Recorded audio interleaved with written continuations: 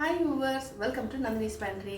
இன்றைக்கி நந்தினிஸ் பேண்ட்ரியில் சூப்பராக ஒரு டிஃபன் ஐட்டம் தான். குயிக்காக ரெடி பண்ணுற மாதிரி ஓவர் நைட்டே ரைஸை ஊற போட்டுட்டா போதும். அவ்வளோதான், அரைச்சி தோசை ஆக்க வேண்டியதான். அதுதான் இந்த தக்காளி தோசை. தக்காளி தோசை பண்ணுறது ரொம்ப ரொம்ப ஈஸி, ஹெல்த்தியானது. வாங்க அதை குயிக்காக பார்க்கலாம். தக்காளி தோசை பண்ணுறதுக்கு நான் இட்லி அரிசி எடுத்து வச்சுருக்கேன். இது ஃபுல்லாக ஓவர் நைட் ஊற போட போகிறேன். ஒதுக்கு 2 டம்ளர் அளவு நான் இட்லி அரிசி எடுத்துக்கிறேன். 2 டம்ளர் அளவு. இதை நல்லா வாஷ் பண்ணிவிட்டு ஓவர் நைட் ஃபுல்லாக ஊற போட்டுருவோம். ஊற போடும்போது நல்ல தண்ணியிலே ஊற போட்டுருங்க. அந்த தண்ணியை வச்சு அரைச்சிடலாம். இதை நல்லா வாஷ் பண்ணியாச்சு. இது ஓவர் நைட் நல்லா ஊற வச்சுருவோம்.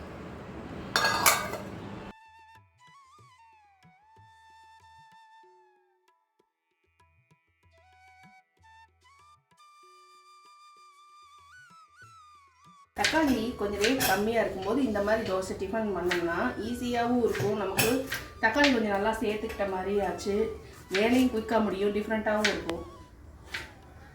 ஓவர் நைட் ஊற வச்ச அரிசி இது நல்ல தண்ணியில் தான் நம்ம நல்லா ஊற வச்சுருக்கோம். இதை மிக்ஸி ஜாருக்கு மாற்றிட்டு அதோட தக்காளியும் சேர்த்து நம்ம அரைக்க போகிறோம்.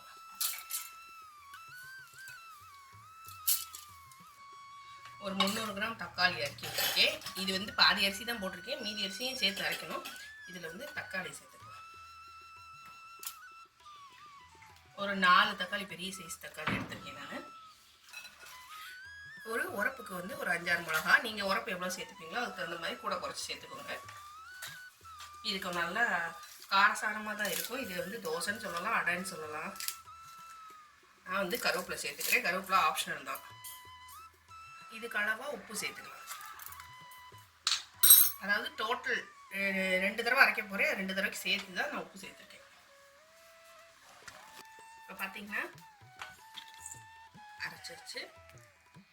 இதில் மாற்றிக்கலாம். மிச்சத்தையும் இதே மாதிரி அரைச்சிட்டு வந்துடலாம். இப்போ நம்ம அரைக்கிறது ஓவர் நைட் ஊற வச்சனால உடனே வார்த்துக்கலாம் அந்த அடையை, தக்காளி தோசையை. இல்லைன்னா ஒரு 3 மணி நேரம் அப்படியே கொஞ்சம் ஃபர்மெண்டேஷன் விட்டுட்டு அப்புறம் நான் தோசை வார்க்கலாம். உங்களுடைய விருப்பம் எப்படியோ அப்படி. இப்போ அர்ஜென்ட்டுன்னா டக்குன்னு உடனே வார்த்தலாம், இல்லைன்னா ஒரு 3 மணி நேரம் கழிச்சு வார்க்கலாம். இப்போ இதையும் மிச்சத்தையும் அரைச்சாச்சு.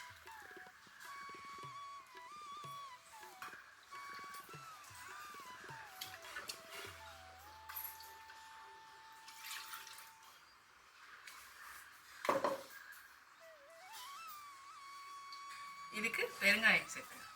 ஒரு 1/4 டீஸ்பூன் வரும். இது நல்லா கலந்து விட்டுருவோம். உப்பு முதல்ல சேர்த்து அரைச்சாச்சு. கலந்துட்டு காட்டுறேன்.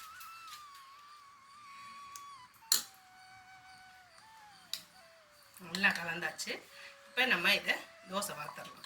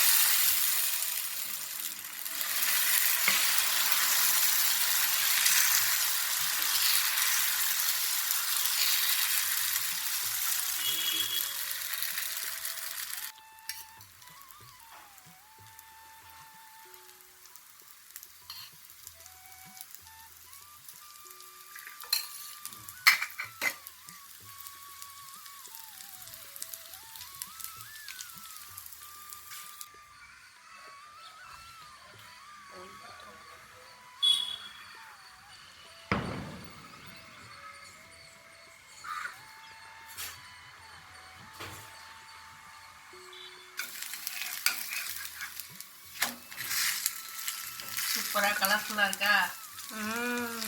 நல்ல தக்காளி வாசனை பிரமாதமாக இருக்கு.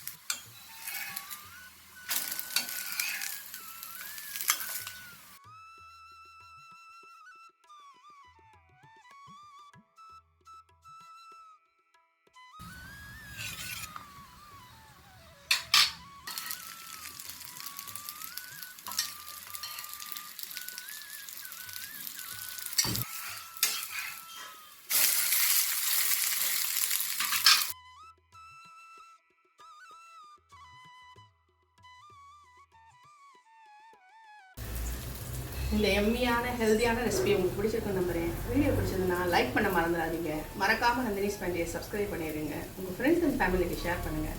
தேங்க்ஸ் ஃபார் வாட்சிங். பாய் பாய்.